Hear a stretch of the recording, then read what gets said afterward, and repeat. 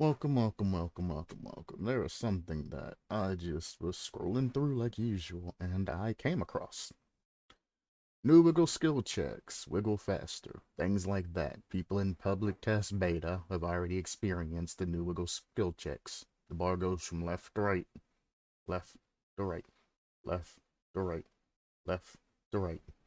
And if you keep hitting these great skill checks as it goes from left to right, left to right, left to right, you can wiggle a second faster, or you can get off a second faster, which is the incentive instead of just sitting there, spamming your fucking keys or spamming your controller stick or anything like that.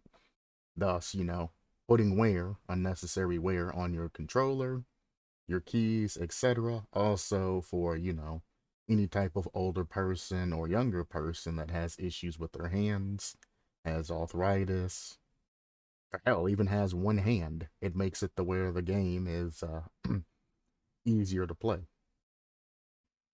And yes, people with one hand can play Dead by Daylight. It's not that big of a deal. These times are a little bit off, obviously. It's two different set things put into the same effect, and when it jumps off, these times are obviously off for by about a tenth of a second. So this is going to be 16 seconds to break out. This is going to be 15 seconds to break out. There is no variance. It's exactly 1 second from the other. So ignore the times, well, the end of the times. It's 15 seconds if you get every skill check, great skill check. And if you just let it chill, it's 16 seconds like usual. And if you, I assume, if you don't hit any skill checks along the way, it's going to take longer, or I guess you're not going to get any progress or something. I don't know. No idea what happens. I didn't play the PTB, so I don't know what happens if you just say, screw it, I'm not doing this game. If it just knocks you out at 17 seconds, or if you just stay on the shoulder with no progress. I don't know. New wiggle skill checks, the game was needing a way to speed up, because 16 seconds of being carried by a particular killer is kind of ridiculous without having any type of incentives to get off faster. Now, everything that is in Dead by Daylight in its core mechanics, its base stats, like the 4.6 meters per second on a regular killer, 4.4 on a range killer, for the most part, the wiggle time of being 16 seconds, things like that, that is neutral. On a scale to 1 to 10, that's about a 5, or if you want to set the neutral to 0, that's about a 0 out of 5 or 0 out of 10. So just to make things simpler, anything that is base to the game, we're going to say is a 0. Completely neutral, has no value. That means that it is par for the game. I'm bringing this up because it's going to play a important role in the future of what I'm talking about. So new wiggle skill checks. If you hit every great skill check, I think somebody in the comments says you can miss 2 great skill checks, but if you hit the majority of your skill checks, you will get off roundabouts a second early. So there is some wiggle room. You get it, wiggle room, when hitting these. Those of you that know and have been hooked like I have when, you're struggling and the bar gets nearly to the top of the bar, and then you get hooked as the wiggle bar is finishing, knows how many escapes you're going to get off of that by just decreasing that to 15 seconds. And I'm telling you, it happens to me all the time. I'll be wiggling and I'll get all the way to 100%, and the killer will hook me as I should be escaping the wiggle. And it's disheartening every time that it happens. Because, generally you'll have people body blocking and taking hits and all of that, and it always gets right there the last second. So anybody who's played the game for a long amount of time understands that the 1 second decrease will get you out of those particular situations. And you'll be golden. So there's no more of that, God dang it, I got hooked as soon as my bar wiggle finished. It's BS. Now you have a 1 second variant if you decide to participate in the skill checks. It also gives you something to focus on while you're being carried. So, I mean, if you're actually picked up by the killer, you're not just going to be sitting there wiggling and also looking around to see where the other survivors and things are like that. Hitting these skill checks, consecutively, you're going to have to pay more attention, at least especially towards the beginning when they're happening. I mean, afterwards, you're just going to be able to, in your mind, picture in time when to press it, and it's going to become a part of your body. Which I kind of wish that they would speed up the skill checks and slow down the skills checks instead of having it a bar that goes ding, ding, ding, ding, ding, make it ding, ding, then ding, ding, ding, ding, ding, ding, ding, ding, ding, I wish they would make it, an actual wiggle, like a struggle from the killer. You're not just going to be using the same force and pushing away the entire time. You're going to be trying to do everything. You're going to be frantic. So I hope at one point they make it different. And, instead of just going off to the top, left and right, it goes from top all the way down to the bottom and then back up to maybe mid or back over to the top. The easiest way they can do the enhanced skill checks, if they don't want to necessarily code all of that, is make it to where one of the sides of that bar lights up like yellow or something like that, and the other side stays, grayed out or something, or one side stays faded out and one side lights up. And then you can have a full skill check circle where it's like regular. It goes around, you hit it. Then during that, it can stay lit up again for another going around, or the other side could light up, and then you have to hit that other side temporarily. And then it'll go back. And every time you hit it, you either have that other side light up or that other side be faded out. To where you'll go either a full circle around per skill check or a half circle around per skill check. And you can have the side switch out and things like that, because I mean, you have, 16 seconds, 15 if you're good at skill checks. It just makes it easier and kind of sort of balanced. Instead of just giving survivors an extra second of leeway, it makes it the where, they have to pay attention and are losing that little bit of view that they have while hitting these skill checks. I like that they're trying to implement a new system, but I mean, again, once the player base learns it, you'll be able to hit these skill checks without even looking at it. I want it to be around the time that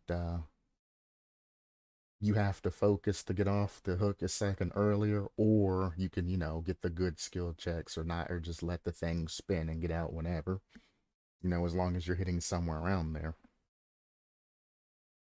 The time that you can actually look around, when you're being carried. If you want to see where, other survivors are, if they're near you, things like that. Whether there's pallets nearby, whether you want to, set a path on where you get off the hook and things like that, where you want to go, that observation time that you get while you're being carried by the killer. I think it should decrease that for that extra second. Or, you can use the observation time like usual. And, because I mean, if you're getting skill checks and things like that, and you're forced to focus on getting the skill checks, aka if you're struggling in real life, you're focusing on getting away from the killer, not planning your path or looking to see where other people are around you or anything like that. It should take the majority of your attention away, making it balanced.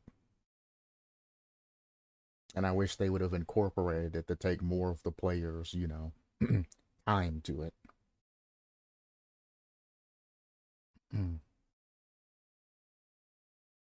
But anyway, let me get into the main issues of things. That's just kind of my thoughts on this wiggle system that's already in PTB and what they can do better is by making the survivor pay more attention to the wiggles and not the attention to the things around them. So, this video comes out, new skill wiggle checks. Like I said, there's a second difference between great skill checks and regular skill checks. Anybody who's played for a while knows that that is a godsend. It's made by Profits Gaming. The link is up there. If you want to search it, just go on YouTube, search new wiggle skill checks, wiggle faster, or look up Profits Gaming. And credits to Dylan KG, because it's probably him that helped him do that. He says, this 1 second can be a demon to some and angel to others. Killers that love to dick around for the most part and not go directly to hook after picking a survivor up. You know, the ones that don't know the path to hooks, don't know where the hooks are, etc., that always use up to the maximum of the 16 seconds are going to be pissed. But I mean, it shouldn't take more than 10 seconds on average to get to a hook after picking up a survivor. If you're looking at traveling more than 10 seconds, you've obviously have missed something. Now, there are some exceptions, obviously, body blocking and position of map that the survivor goes down. That's why there's that extra 5 to 6 seconds now as a variance to get out of that particular situation you're on to the main line of hooks. But there's generally a hook in every 10 seconds from where you are, minus the exceptions. I mean, there's maps like RPD and things like that to where there's places to where there ain't going to be a hook one until about, 12 to 13 seconds. That mixed with like boil over makes it almost impossible to make it to a hook. But, things like that happen and will hopefully eventually be fixed. So when I play Survivor and I end up getting hooked as soon as my wiggle bar finishes, this is going to help me get out of those situations. It sucks for the killer, but I mean, the game needed to have some sort of way by base to incorporate wiggle speed, because I mean, in the game, most skill checks have a great and then they have a, good skill check zone. When you hit good, you get extra progress. Or great, you get extra progress. When you get good, nothing generally happens. So, I mean, having that on Wiggles and having the old skill check system, which not a lot of people know, they did try this in the past and the community didn't like it. But now is its time. Now is its time to shine. It makes sense to have good and great skill checks on something like that to give you a little bit of value, like generators and med kits and every other skill check in the game, minus hooks. When it comes to hooks, it's kind of a slap in the face, to be honest with you. When it comes to hooks times and things like that, not having good and great skill checks. Why is it a slap in the face? Because if you miss the skill check, you get so much knocked off of your bar that it is insane. Absolutely, positively insane. if you hit the skill check, you get absolutely no benefit.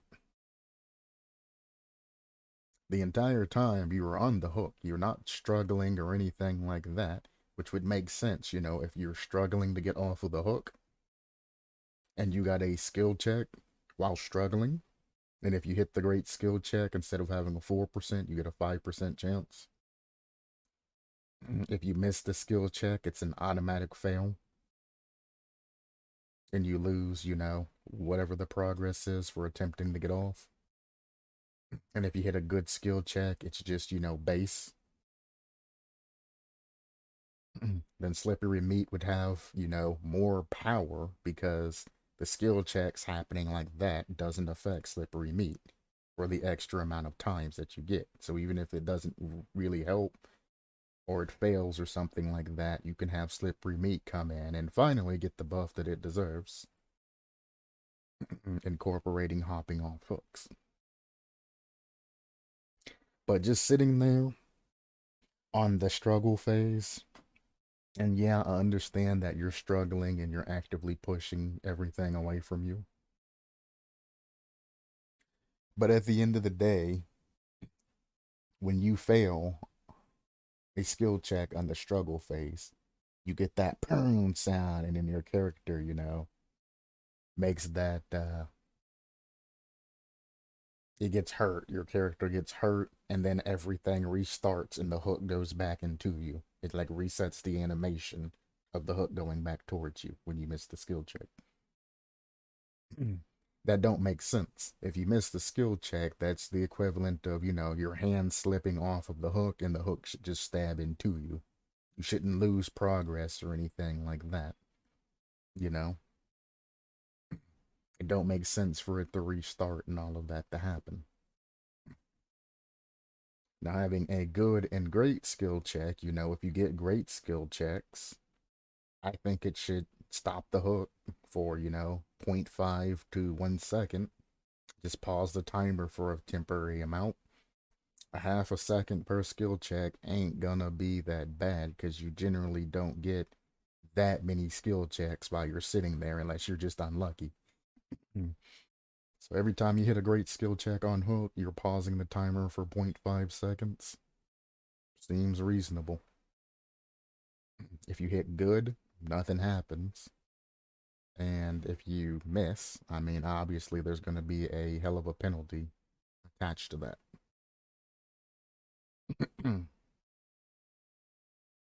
Now, granted, it's going to be different because the skill check, how small it is generally, that's where the good's going to have to be. And then in between that good, a very small little portion of it is going to be the great. That's why I said 0.5 seconds to a second, because it's going to be extremely hard to hit the great. The good anybody can hit because you're used to it. The great's going to be extremely tiny because it has to fit within the already small skill check. So it's going to be a very, very, very smaller than usual great skill check box that you're going to have to get inside of. But if you hit it, you should be rewarded for a 0.5 second minimum, 1 second maximum. Pause and timer. And that don't really mean much unless you're being face camped. I mean, if you're being face camped, those extra seconds could mean the world.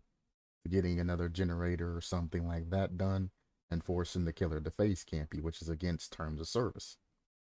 So if they're gonna break the rules and face camp you, being able to extend your timer ain't that bad. Now, if it's just a regular camping killer, it forces them to know, if I'm going to stay around this particular area and patrol these couple of gens that are around here until this survivor goes away, I need to keep it in my mind that, great skill checks is going to extend that timer. Then again, you can buff slippery meat as part of that to where great skill checks will further do something. Like if you have 0.5 regular, slippery meat can give you up to a second maximum on those, which will give you more time, more chances to get off the hook, etc., etc. Slippery meat should extend that time from 1 to like 1.5 seconds if you hit a great skill check. In my opinion, because, well, slippery meat is used to get off the hook, more attempts to get off hook. So not only should it increase, your odds and all of that with the great skill check giving you an extra percent or two on top of the slippery meat odds and all of that, it protects you a little bit from the downside of all of these interactions and things that I'm throwing out there. So slippery meat really does need a buff. It's one of those perks that, nobody's necessarily running. I mean, you'll find a crazy guy every once in a while running it because they don't have, deliverance or what is it, breakdown or anything like that. So slippery meat's a poor man's perk, but could be buffed to actually be, on par with the rest of them if you further enhance these systems that you're changing. You have the PTB open, why not go in and add some things here or there while you have the community's attention?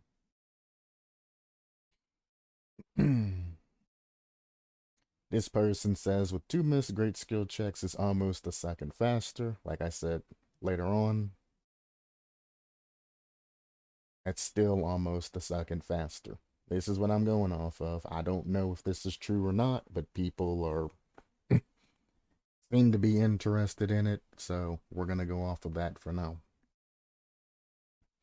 Considering body blocking and certain perks, I hate this. Half a second would already be quite impactful, but 1 second is just stupid. He, unfortunately, is probably the type of killer that likes to fuck around. Instead of when the survivor goes down, you look around, and as you're looking around, you note the pathways and things that you can take to try to minimize this shit from happening. Don't just look around and check and see if there's a survivor nearby and then go and pick the survivor up and then walk through an area that you can be body blocked in. You have 16 seconds. If you take that small little path right there and you get body blocked, that's wasted time.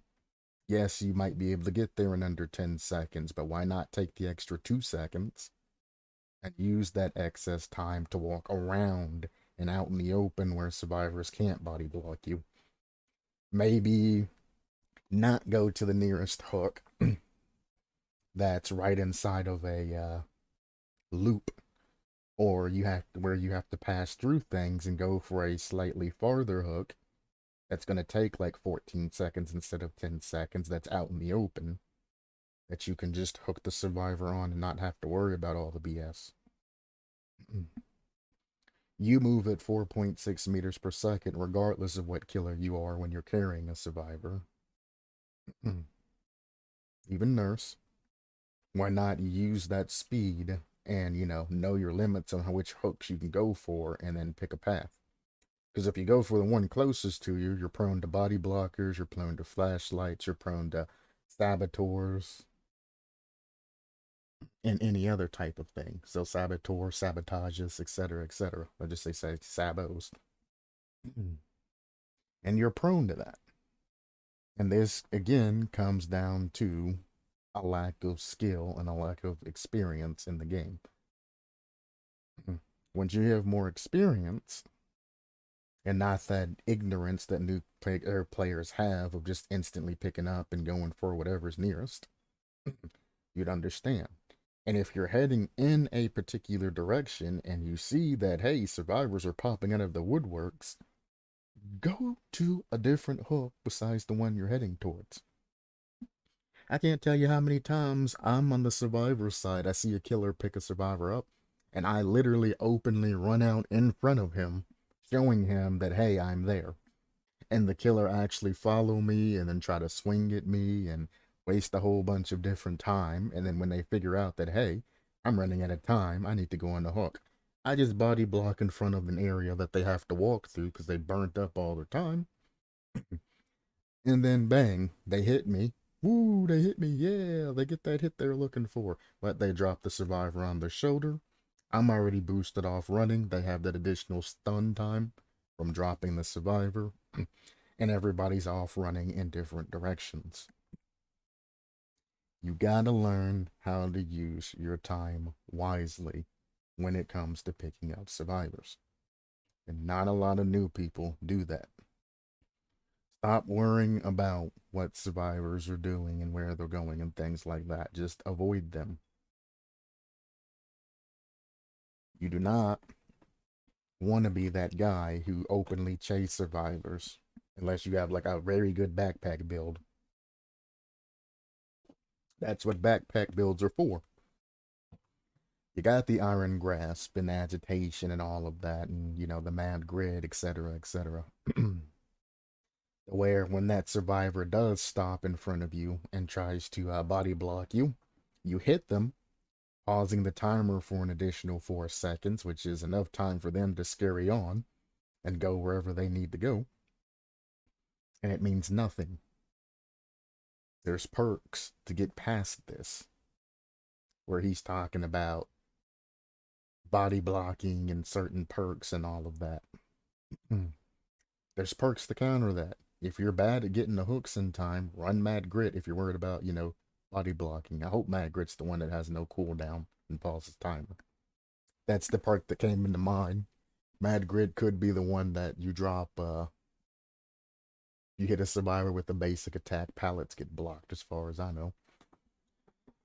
But you guys know what I'm talking about, what perk I'm talking about, and somebody will probably correct me. Even though you all know the perk that I'm talking about. Letting me know after it's kind of redundant though, because I've already looked up what the actual name of the perk is. Is one of the reasons why I don't understand why people comment if a streamer after the stream is done and I'm talking about, well, I don't know the name of the perk. I think it's Mad Grit. I think it's all of that. And then I go to sleep and wake up the next day and I see a comment saying, oh, well, the perk you were talking about is this. I'm like, brother, if you were there at the live stream when everything was happening, I would thank you and it would actually be useful. But afterwards, that live stream, I either looked up the perk myself because I'm generally interested in the name of the perk, or I just don't necessarily care. And I see it in, the more popular streamers' things and all that. I mean, they appreciate the comment and all of that because, well, that's a stat boost for them. But have you ever thought that maybe this streamer is just going to look up the information they don't know or they just don't typically care?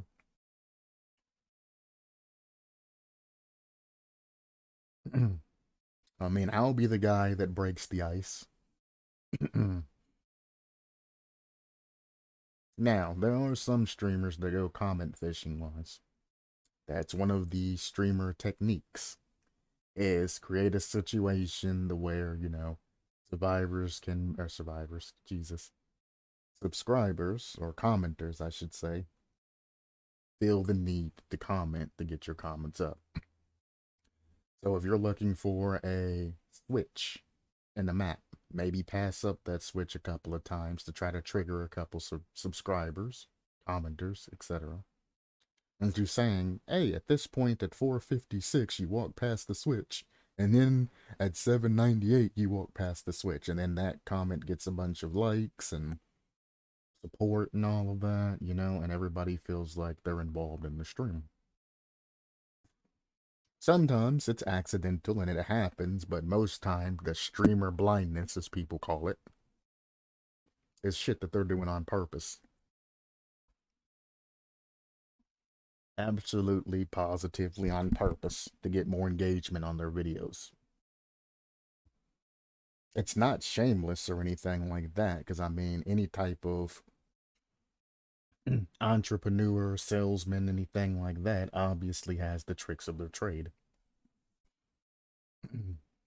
But it just kind of finds me funny how a streamer could be like, oh, well, this happened. Well, comment in the comments about this and that and another.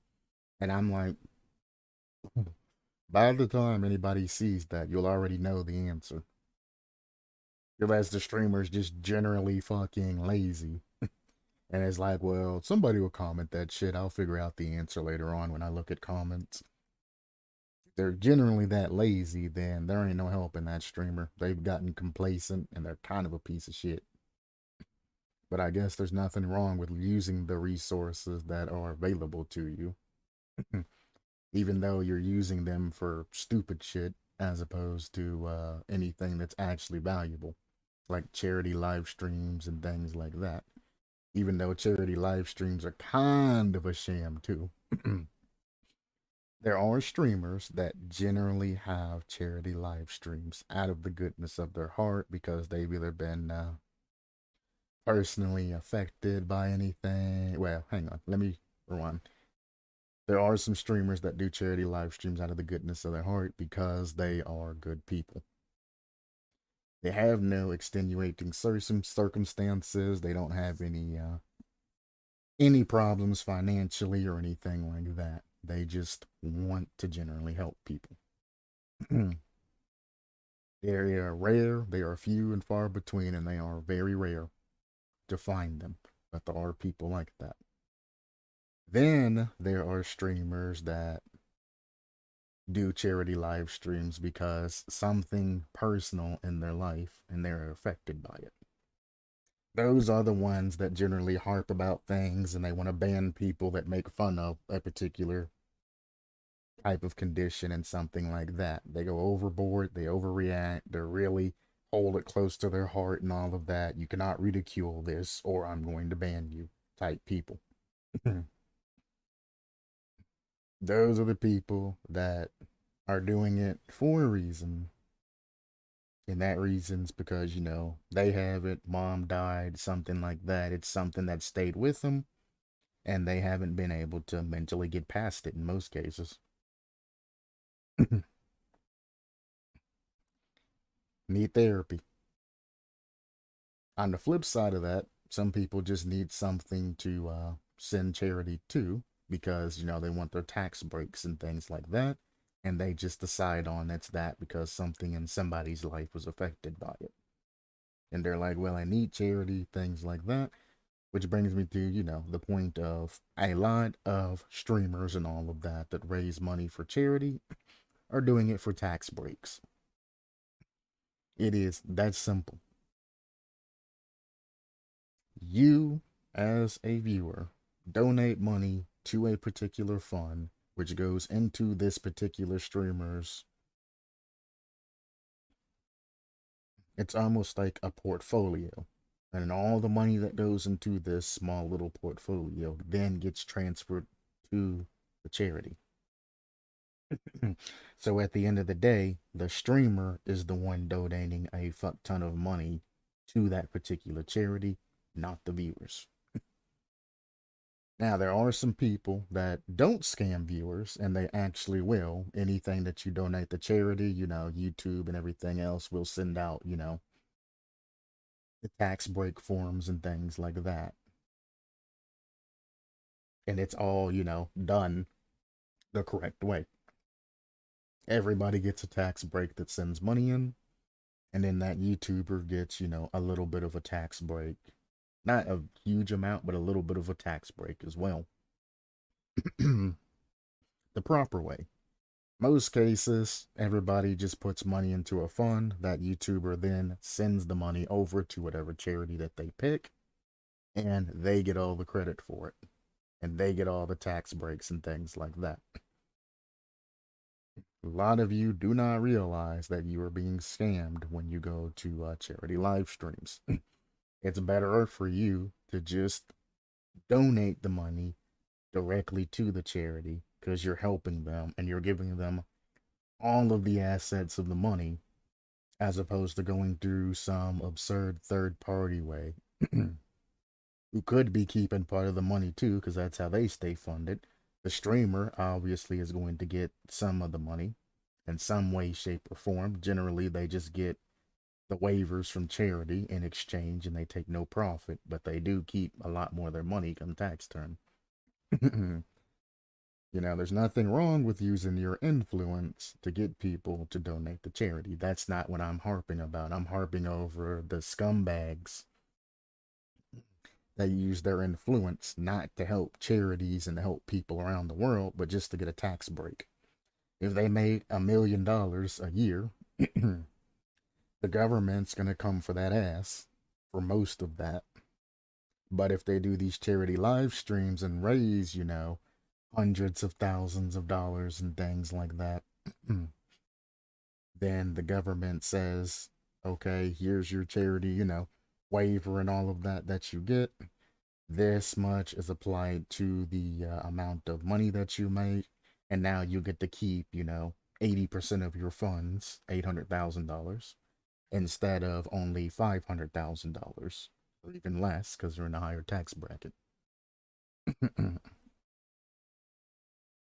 So, I mean, there are scumbags out there that do that. And if you find that one is a scumbag or one scalping off the top, because there are people that don't necessarily show when they're donating the money in and things like that. They'll do this huge charity live stream, raise, let's say, $100,000, and $80,000 worth of the money will be sent to charity. The charity don't care. They're not going to call them out because they just got $80,000, and every year they're going to get another $80,000. They're not going to call that streamer out and say that they're scumbags. They're going to say pleasure doing business with you. But the charity will get $80,000, whatever they're going through. Might keep like 1%, 2%, all the way up to like 10% since it's a huge amount of money. So out of that, let's say $10,000 goes to whoever the money is transferring through. $10,000 goes to the streamer.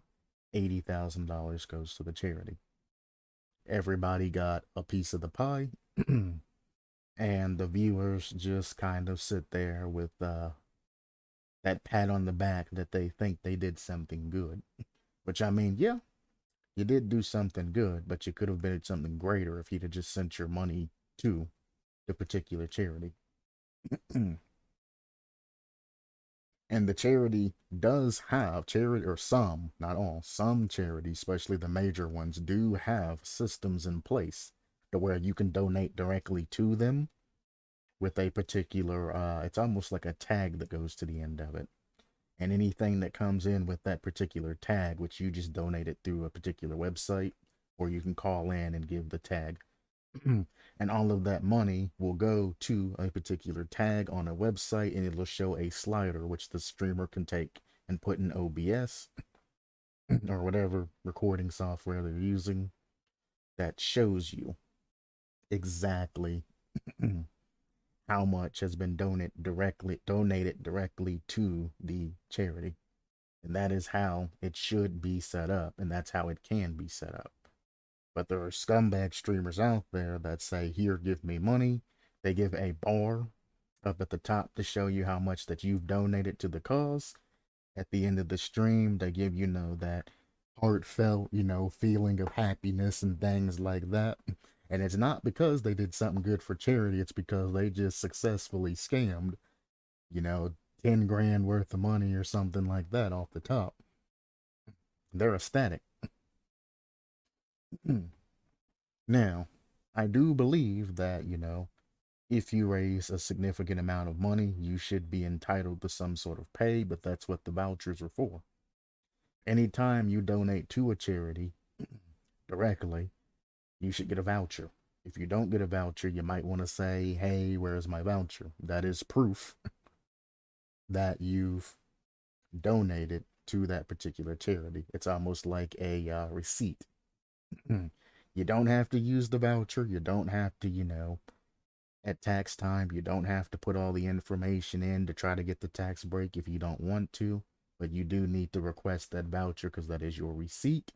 And that says that your money has went directly to that particular charity, not into somebody's pocket. Always request that receipt.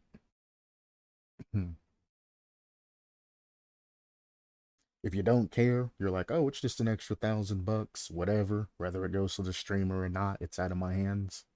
Well, that's a terrible attitude to have, and I kind of wish you didn't have the job that you had or were in the position that you were in, because a lot of people would kill to have that $1,000. There's a lot of people in need that would love just a portion of that, people that are going to work and can't afford to eat lunch for the week, or, riding the bus and things like that when it's cold out, getting a new jacket or something else that they can wear. They would fucking love that extra money. And here you are essentially wiping your ass with it and then throwing it away to wherever it wants to go. There's nothing wrong with, leaving it up to the good graces of somebody who's trustworthy, but it's naive and ignorant of you to just throw your money out there and never look at it again.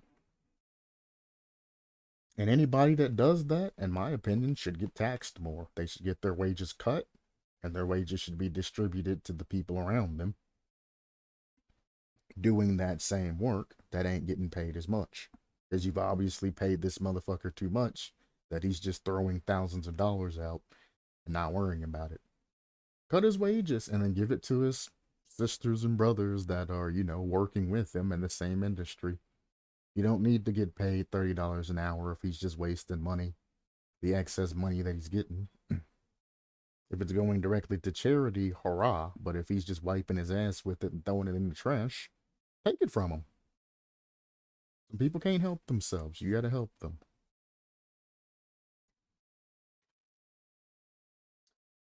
Either way, back on the target or tight topic of the wiggle system. um, this just explains that it's off a second. It it's off by a second-ish. Isn't as impactful as everyone making it out to be. This person here, yes, the video was off by a second, but it's very impactful. It is very impactful. That extra second that you can get off wiggle time is super impactful. You obviously ain't played the game enough, Mr. Danny Boy. Oh, Danny Boy. You obviously ain't played enough to have an actual standard opinion on this. And the fact that 33 people agreed with you means that you got a very high casual following with you. Ratios are not a thing, friends. It doesn't matter how many likes that he gets, whether his likes is liked against somebody else that says the opposite. It doesn't matter. Who likes what? If we lived in a type of society and whatever everybody agrees with is the thing, we wouldn't exist anymore.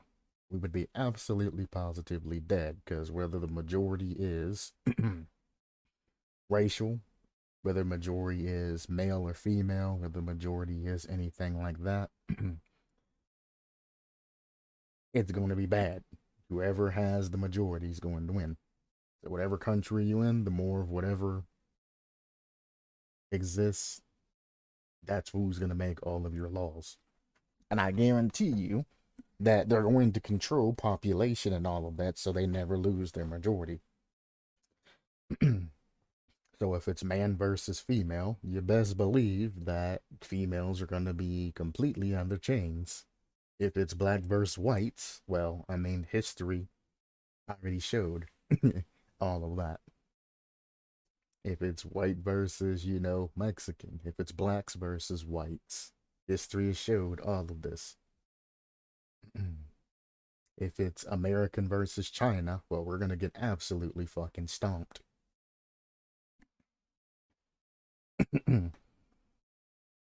They have what, 100 to 1 of us in population? Something like that, ridiculous.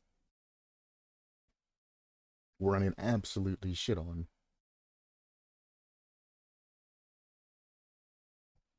That is why things aren't like that. That is why the ratios and everything else people are talking about are an ignorant, I would say ignorant, stupid, moronic, adolescent child's sense of reasoning. That is what a child thinks about. Well, I have 5 pennies and you have $1. I out ratio you, so I win because I have 5 and you have 1.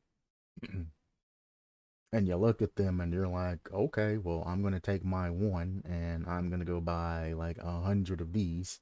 And you can take your 5 and only buy 5. It's like pleasure doing business with you. That's essentially what it is. A child sitting on a daycare saying that, well, I have more than you, so I'm better. No, don't be fooled for that, by that, and you're an idiot if you believe that shit.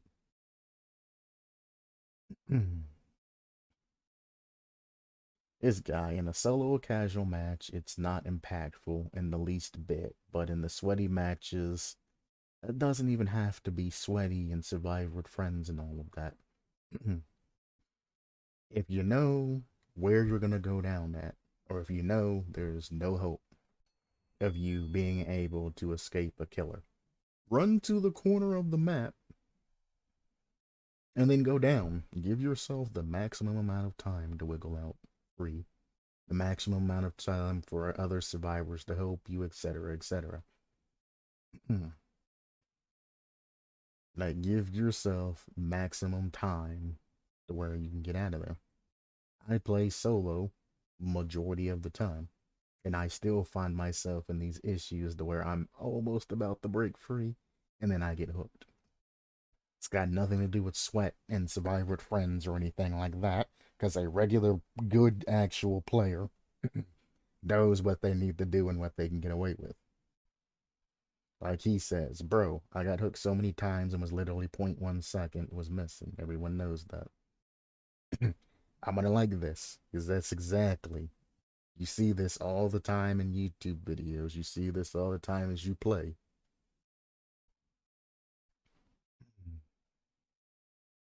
Luma says those groups aren't doing gens though. You gotta get a near a down survivor to get plays like that, meaning the killer could get a bunch of slug pressure by baiting the pickup. There you go.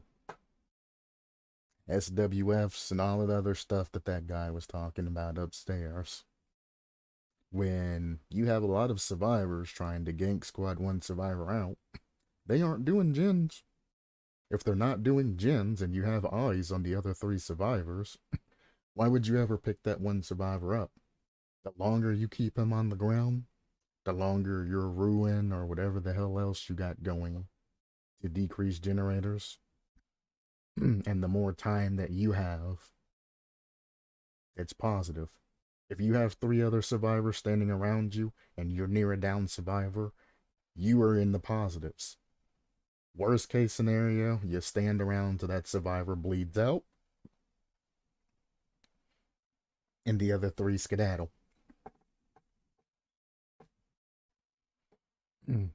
Then it's a 3v1 game because they wasted all of their time standing near a down survivor.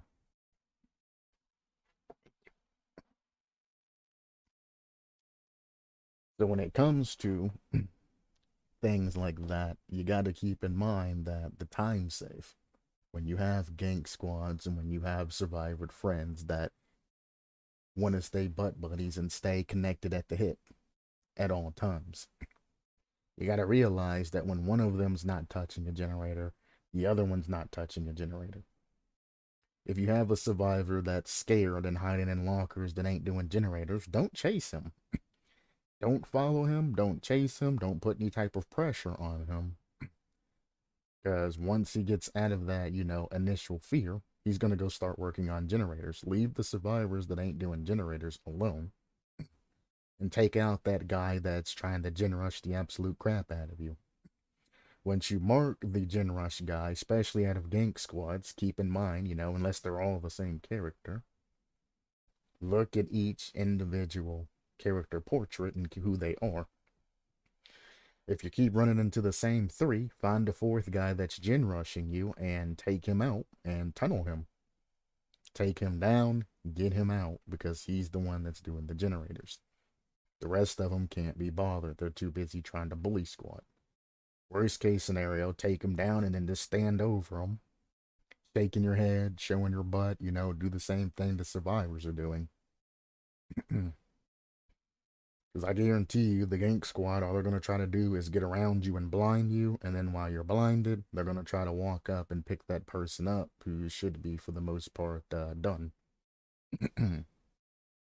However, if they do blind you too early, you can easily pick that survivor up and go as they're trying to run over for that pickup, etc., etc. There's also different strategies. I mean, if the guy's in front of you with the flashlight about to blind you, you know where he's at. And as he's flashlighting you, if you play your cards right, you might even be able to get a easy hit, turn around, hit another survivor, and then down the person that just got up. And those of you who, the last hint I'm gonna get, or help that I'm gonna give about gank squads is there's gonna be one usually running no mither. That's generally going to be the streamer and everything else. Do not down the streamer. If you down the streamer, everybody and their mother is gonna come out of the woodworks. The guy that has no mither, do not down them. Everybody and their mother is going to come out of the woodworks to save them. Your odds of actually tunneling them out are very, very little to none. Now, if you can down them and you can actually get a positive hookup or pickup because they're all messing around and things like that, then by all means, tunnel him out, send him on his way. I'm not saying to face camp because that's against TOS, but I'm saying, ensure nobody else can pick him up off the hook, if you know what I'm saying. Because once the Twitch TV streamer gets out of the way, you've broken up the gank squad. They have no reason. So after that, you're either going to get hardcore disconnects or they're going to try to finish the lobby. And it's just going to go to them doing gens and everything like that. They have a gank squad build. They have a build that's made to save that streamer that, you hooked and tunneled out. Their builds ain't made to get away from you and things like that. They're built on specifically saves. So as you down them, if the other ones ain't nearby, it's going to be easy hooks. And if they are, slug them down and move on. Slug them down and move on. Because half of the gank squad supportees don't carry Unbreakable or anything like that that allows them to get up. And if they are, wait for the Unbreakable to pop and then down them again and then leave them there. Once they're down for that one time and that Unbreakable goes through, they're done. Now, if you get them up and you hit them and they get the endurance status effect, they obviously have Soul Guard or something like that. So keep that in mind. Look out for boons, things like that. You don't want them getting the boon exponential up and everybody getting up on you. So just keep your wits about you, stay moving, and corral the situation. As long as they're not doing gens, if somebody goes down, if the other two run over to the down survivor, then you need to do nothing. You can just wait his bleed out timer. Or if he has an unbreakable, wait that timer. As soon as he gets up, slap his ass. If he has soul guard or something like that, leave him alone. Go after a new survivor. As soon as you make that hit, wham, and you can't down him, immediately go after another survivor that's nearby. He already has the boost. He's already got the soul guard and everything else. Probably has dead hard or something else. And he's also going to be heading towards a particular loop. The guy that's on the ground already knows where he's going to go as soon as he gets up. There's no point in chasing him because you're going to get into this extended chase while the other two go back to the respective gens.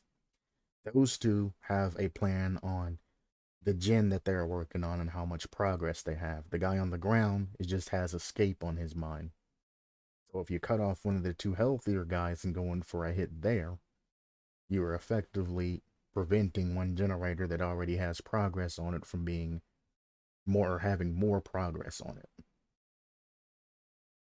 So just keep in mind. Also, a lot of things that I see killers not doing is pay attention to one, how many survivors join a game at the same time, 2, survivors that are dressed the same, and 3, the items that survivors are carrying.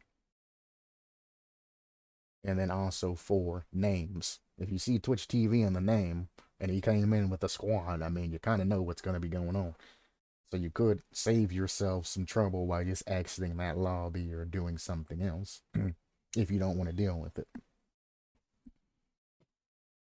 So just keep in mind, if you use your eyes and keep your wits about you, these situations aren't that bad to get out of. When I run in the gang squads, I try my best to give the whoever the Twitch TV is as much content as possible. I deliberately tunnel them if it's a gang squad. I deliberately tunnel the Twitch TV guy. I'll knock him down. I'll go for like immediate pickups to try to give him content, things like that, so he can go, woo, yeah, look, guys, I'm amazing.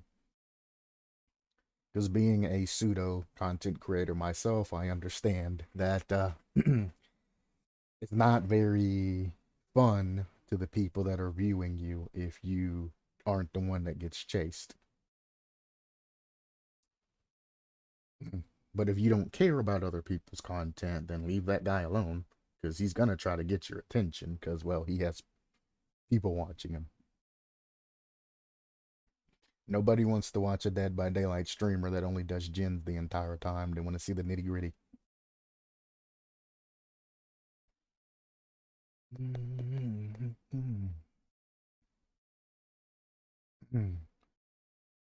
Would've it be would've would've would have it be more hard if they just keep the old wiggle and the new wiggle combined.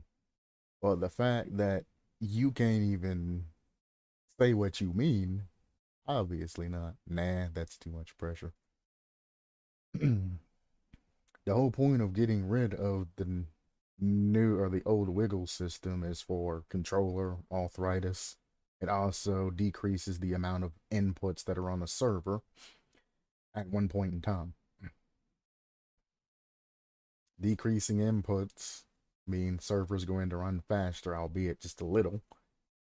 But I mean, if you're not spamming left, right, left, right, left, right, and you're just doing the ding, ding, ding, ding, server's going to run better.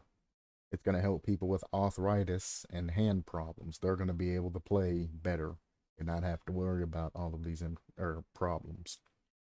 Especially because it's winter time in some places and arthritis hurts like a bitch.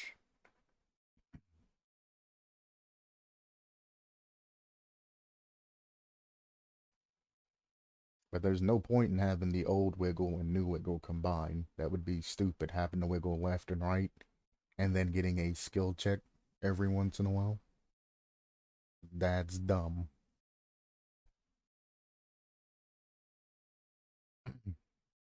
This guy says uninstalling. He's just trying to essentially copy what some other guys known from hopping in Dead by Daylight things and typing uninstalling, reinstalling, or re-uninstalling, or anything like that. There's one guy that goes around saying that this is not him.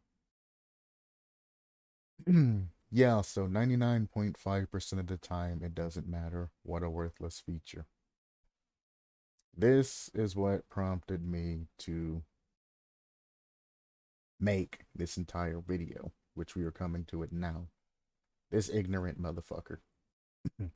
So 99.5% of the time, it doesn't matter. What a worthless feature. Maybe for you, because you are a low-level shitbag. But no.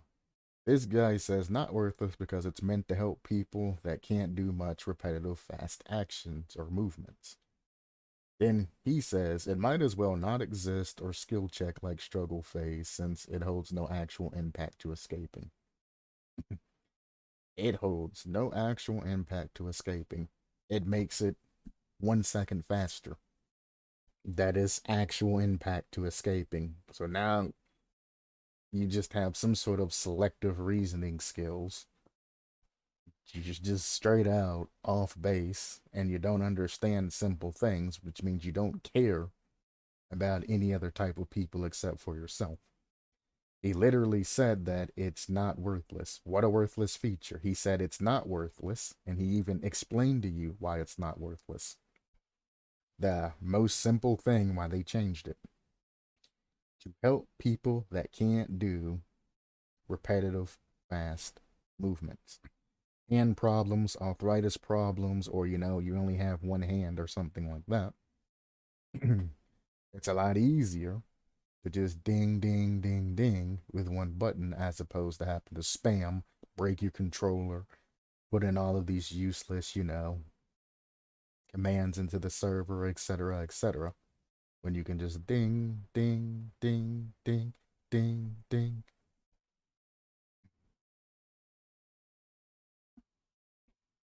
Very simple. That is your explanation as to why it's not worthless. That's your explanation as to why it's been implemented. But instead of taking that as the solution to his problem, he immediately goes in defending his pride and says something even more ignorant. It might as well not exist. If it don't exist, then we're back to the old wiggle skill system. Or a skill check like struggle phase, since it holds no actual impact to escaping.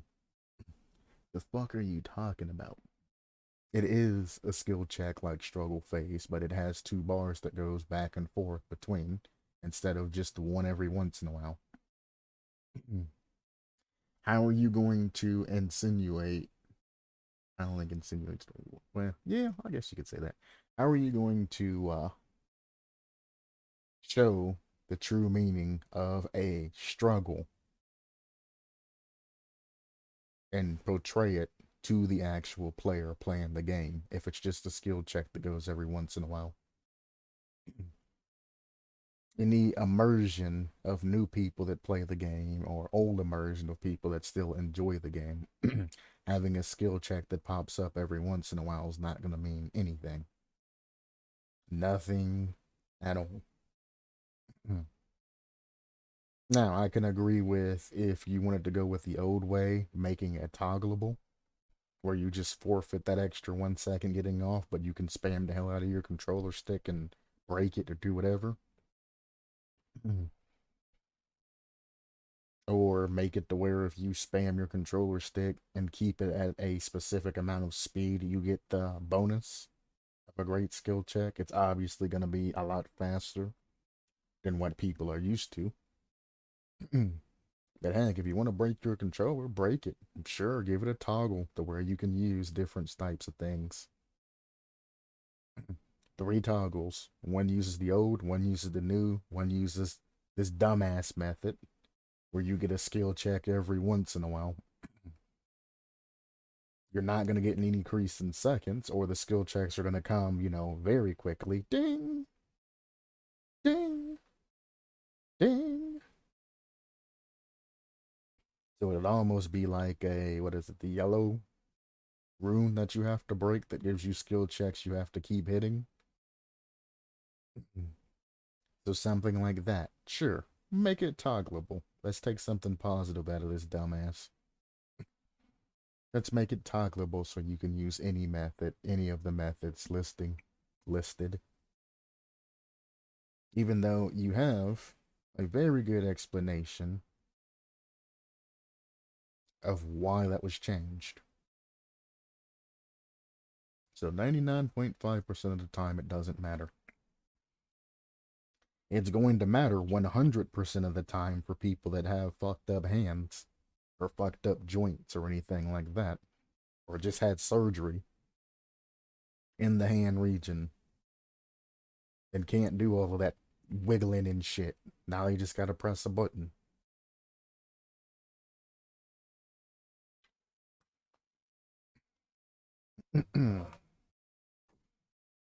Or streamers that play 24 hours. Like, I think J-Bug, I think his name is. I think he did one recently. The streamer that plays, 12 to 24 hours. Wiggling gets old.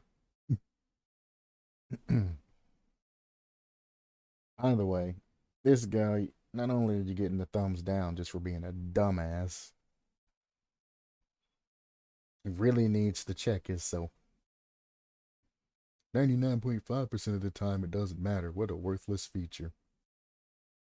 I mean, I could say the same thing about Unbreakable.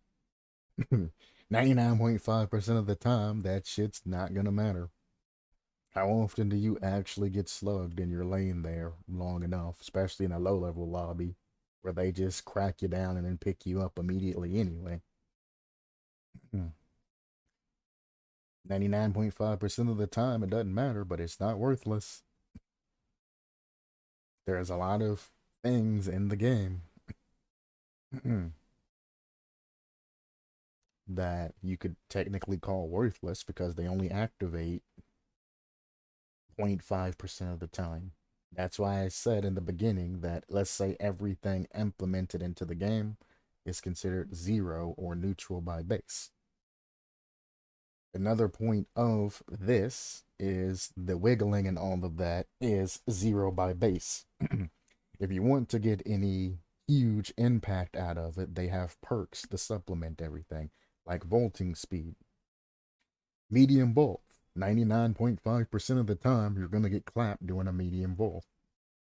Doesn't make it a worthless feature because you have, vault speed builds that can make a medium vault not be as terrible, or make a fast vault or running vault, as you used to say, a lot better. You're talking about something that's base, skill checks, zero, neutral, run, boil over, which as you hit those great skill checks, make the killer move significantly to one side. On a new person trying to learn the game, that could be the difference of them getting inside of a particular doorway or getting stuck on something, giving you that extra time. Then getting that 1 second release earlier could just as easily be the thing that allows you to get off of that killer's shoulder as opposed to being hooked. So instead of just looking, and what I hate most is when people, especially when I'm streaming, and people want to point out one thing that I said throughout an entire 3 hour live stream, and they want to comment about that one thing instead of not commenting about the other things that happened in the 3 hour stream. Out of this entire concept and everything that's listed, you popped up one thing, one negative about it, and then posted about it. What about the positives and the other little bit of the video? You pointed out one thing. 8 people like you. It's one of the reasons why Gritty, or you guys know as Critical Fish. That's one of the reasons why I put a temporary ban on his channel way back when. Things are still kind of rocky nowadays, but yeah, at one time he had a temporary ban and I refused to do any of his works. I would go through, give about a hour and a half, 2 hour review over his particular concept, and then he used to just immediately hop on to my comment section and then go on a rant about particular timestamps and say, well, here you were completely wrong, and then here you were completely wrong. And I just used to sit there and say, I was wrong 2 things out of a 2 hour review. I'd say that's above a 90% accuracy, which I shoot for. So, yeah, I think I did a damn good job. It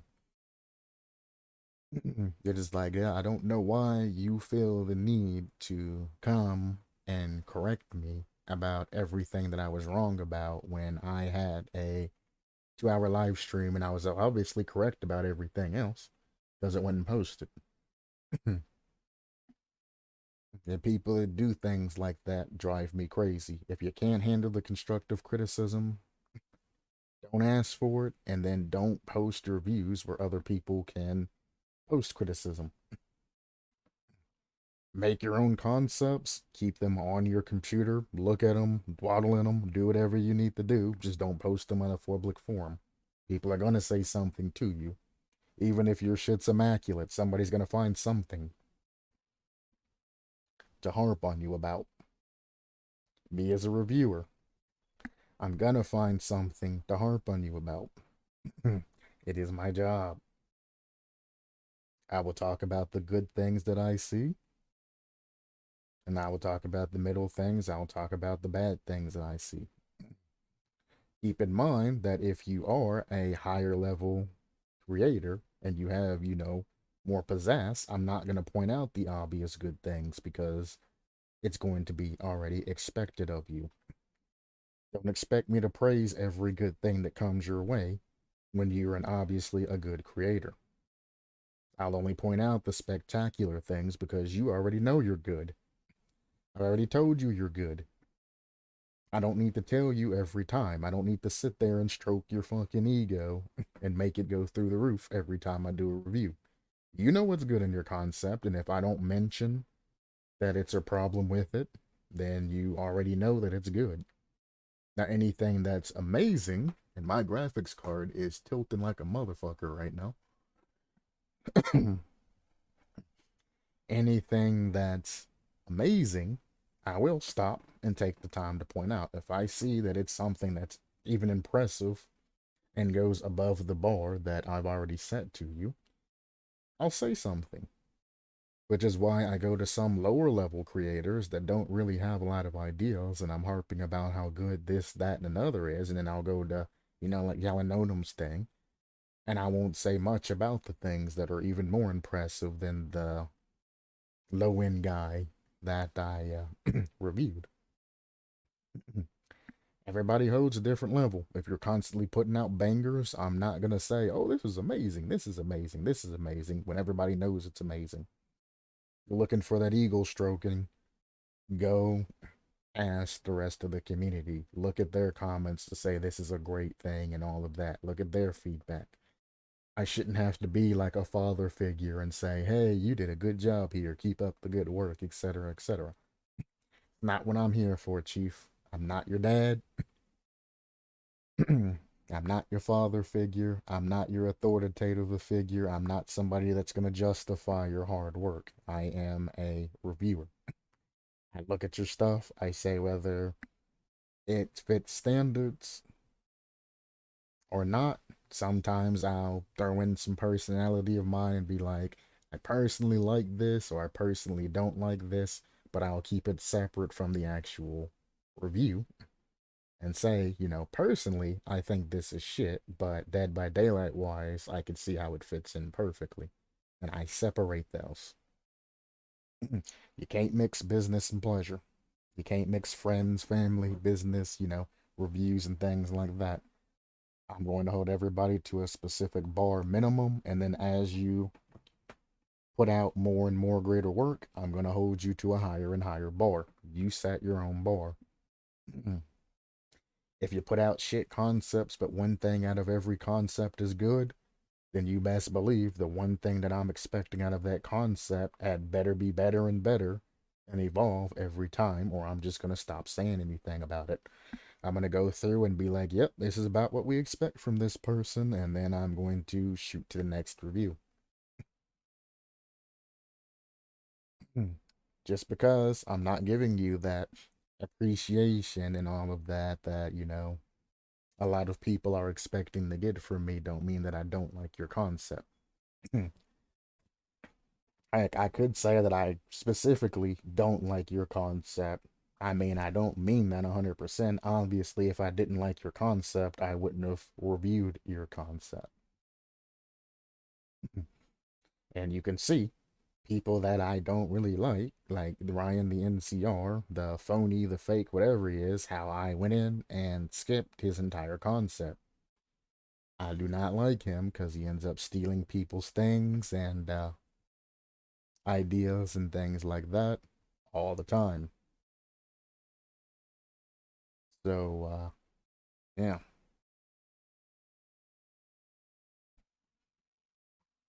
If I don't like you, you're not gonna get any type of appraisal or anything like that. I'm not going to spend a long amount of time on your particular review. Now, I might not like the idea that you are putting out there, but if I take the time to review it, like an impartial person, should be, you know, even if I don't personally agree with it or like it, like some of the meme ones that are gone through and that I've reviewed and some of the other things, like the Ring chapter, which is already in effect, which makes no sense to do a review over something that's already that exists. I still do them. I still give everybody that has put forth some sort of creative effort the time of day, even if I don't agree with it.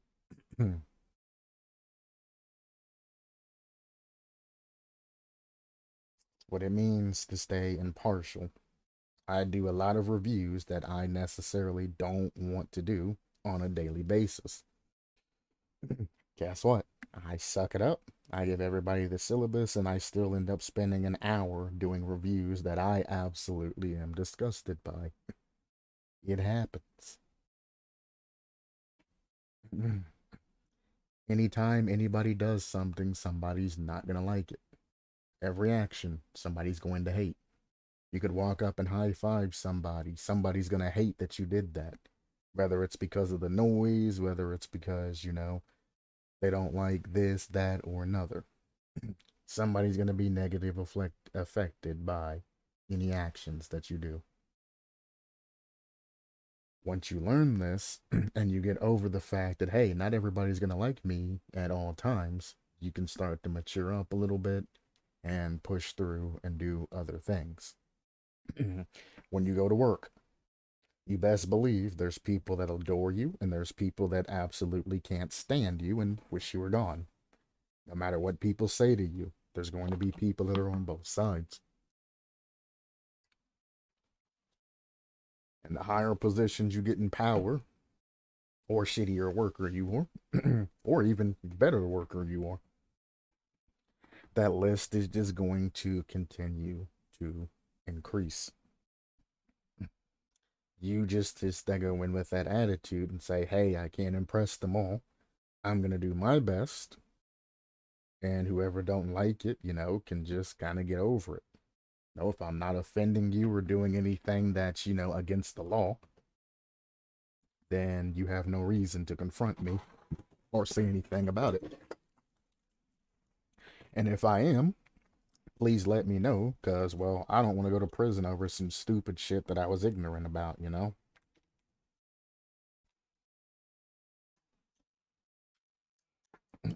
Help me help myself when it needs to happen.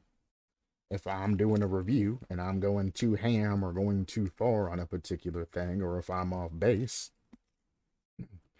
feel free to say, hey, Q, slow down a little bit. You're getting a little bit, you're going too ham on this guy. You're not giving him a fair review or anything like that. You need to slow down and reassess the situation, maybe think it through again. That's help. But don't come to my goddamn video after I've spent 3 hours on it, point out two timestamps and say, well, you were wrong here, the actual number is here, and you were wrong here, the actual number is here. Because one, I'm probably just going to ignore you. If I take the time to comment back, I probably seen your comment before I started a review. And I was like, well, I want to brush these comments out before I start my review so people ain't. Well, I seen that he sees my comment up there in the corner, but he never actually went in and looked at it and replied back and things like that. But trust me, there are some people's comments that still to this day I have not replied back to and never will. Literally just points in my videos that I don't even fucking remember. But saying, oh no, you made the mistake here, you did this wrong, you did that wrong, you did that wrong. It's like you're not even trying to give me constructive criticism, you're just hating because I apparently did or said something that offended you or something that you don't agree with, and you're hurting. Now you feel like you need to hurt me. It's like, one, I'm a big boy, you're not gonna hurt me. And two, if you keep it up, in every video that I do, I just see you in the comments saying how wrong I am about things, I'm just gonna block your ass and go on with my life. Just keep something pace mel and very, very, very specific. This is something you should never say as a creator, but I am going to say this so people understand. Hugh has been through a lot of things in his life. Hugh has seen things that a lot of you probably haven't seen. Hugh has been in specific situations that have been fucked up that you probably could never even imagine. At the end of the day, you need to realize that, yes, we can shoot the shit. We can be buddies. We can be friends. And when I say friends, obviously I mean online friends. So it'd be more like acquaintances. But we can be online friends. We can shoot the bucket. We can have a good time and all of that. Or you can be an asshole and I can address the situation immediately by either removing you from the situation, by blocking you, or we can talk, or we can have a discussion, which I guarantee you, you're not going to come out victorious on it because of how I carry myself. And I'm not meaning in an intimidating factor. How I conduct my business, I keep everything from the things that I say in particular situations to how I run the ship around here on my channel. Where if somebody does want to come to me and complain about something, I've probably already covered my basis in the video or in any type of other videos saying this. So when somebody says, hey, Q, you're a jerk when you said this and this and mine, and I said, hey, I've literally said during that video that this. I've said in previous videos this. Then I generally make a video after, like I'm doing now, and saying this. To where you can go back and reference that I'm not just pulling things out of my ass and being mean to you off the top of my mind. This is something I'm saying now. If you engage Q in any type of negative bullshit way, Q will put you in your place. I have no time for trolly children and things like that. I'm too old for this shit. This is your one and only warning. Particular person, you know who you are. You thought I wasn't going to say anything about it, but yeah, I've seen your comments, which I still have held in my creative thing for review, and I'm not going to reply back to them. I'm just going to take them off my channel, but this is specifically for you. If you want to engage Q in these mindless troll kid games, you will be removed from this channel. I will add you to my blacklist where you will not be able to do anything on Discord, Twitch, my restreams. It'll block you from any type of chat event, any type of, you wouldn't be able to send me games online, anything like that. I will add you to the blacklist. You will not be able to have any type of communications or anything with me. So I suggest you shape yourself up and show some goddamn respect. Because I took the time to do an honest review over your particular concept. I even went back through and see what your comments and all of that were justified. That I went too far or something, but no. I said nothing that was off the line basis. I never insulted you or anything like that. I gave you an actual pretty damn good review, better than most that I actually go through, because I was just in a particular good mood there. And to have you come back, throw all kinds of racial slurs, things like that towards me when I gave you an honest review and gave you actually a lot of advice that you could use to make your content better, your concept, your everything else that you're committing there better. Then you wanted to drop a YouTube channel and say that a particular person does the same thing that I do, except for to his viewers, and he's a lot better than I am on top of that. You're pushing that, you're pushing the envelope too far. This is your first and last warning, guy. Do not push me. This is it. I see you post another comment on my video that's derogatory. Anyway, not only Well, I record that and take all the other chat that you send me, put it in a report, and send it out to get you banned off of everything. I will personally take action and ban you off of everything. I will blacklist you everywhere I go. I will let the community and everybody else know your name. I will put your name out there in big letters. Show all the racist crap that's happened, and we'll see if you want the attention and the publicity that I'm not giving you, that ego stroking and things like that. If you really want attention, I will give you the attention that you require. Don't do it.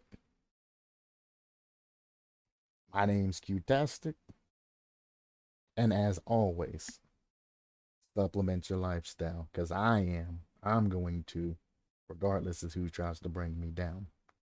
As always, I hope you guys enjoy your day, nights, evenings, and things like that. Sorry to have to bring it up on a sad note, but I did put up the specific screens for the test the screens, so you know that once that end screen and everything popped up, that if this don't pertain to you, click off.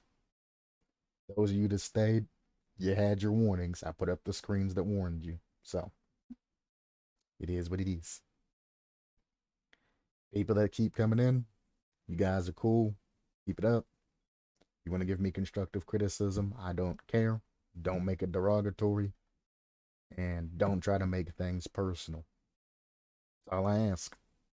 I don't care if you tell me that I'm particularly wrong about so and so and try to correct me, but don't stop in every video and just keep posting comment after comment on the things that I'm specifically wrong about when I did a 3-hour stream and it's only 2 things per video. There's other ways to get a hold of me. There's other ways to do different things. I shouldn't have to stop and make a video or a statement in a video about this, but I will. Um, this is going to count for the video for today at 7 a.m., so there will not be any Dead by Daylight review or anything like this. This is an hour and a half, so it's essentially that time slot. So, um, also, I may or may not start working on my own Dead by Daylight killer concept.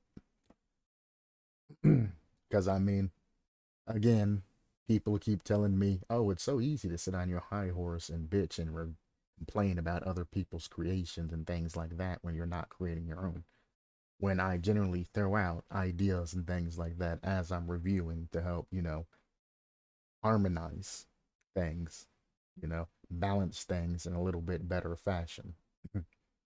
I figured that was the justification or the means to the end of, I have the imagination to do these things, but no, apparently that's not good enough for some people. So I'm going to spend probably the next 6 months coming up with a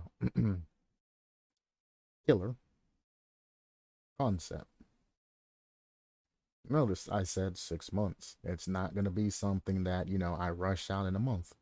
When I do something, I want to make sure it's done right. Plus, I'm also doing other projects, so this is going to kind of throw in now. If I had all the time in the world and I didn't have Dead by Daylight reviews and other things, I could probably get it done, maybe about a month and a half if I used all my available time. I'm not doing lore.